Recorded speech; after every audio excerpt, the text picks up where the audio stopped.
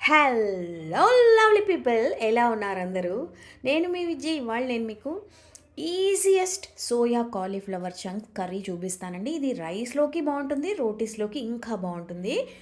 ముందుగా అయితే హాట్ వాటర్లో సోయా చంక్స్ వేసుకుని ఒక 2 మినిట్స్ అలా వదిలేయండి. ఇప్పుడు కడాయి వేడి చేసుకుని దీంట్లో ఒక 3 స్పూన్ల వరకు నూనె వేసుకోండి. తర్వాత దీంట్లో అల్లం వెల్లుల్లి పేస్ట్ ఒక చెంచా దాకా తీసుకోండి.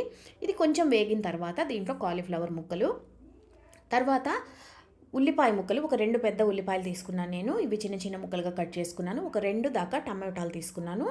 దీంట్లో ఉప్పు, పసుపు వేసుకుని బాగా కలిపేసుకుని మూత పెట్టేస్తే ఈ మనం వేసిన కాలీఫ్లవర్, ఉల్లిపాయ, టమోటా అన్నీ చక్కగా మగ్గిపోతాయి.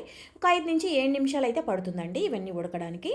తర్వాత మనం ఏం చేస్తామంటే దీంట్లో మసాలాలు ఒక్కొక్కటిగా వేసేసుకుందాము. 1 స్పూన్ దాకా ధనియాల పొడి, 1/2 స్పూన్ దాకా జీలకర్ర పొడి, 1 స్పూన్ దాకా కారం, 1/2 స్పూన్ దాకా గరం మసాలా వేసుకుని చక్కగా కలిపేసుకోండి.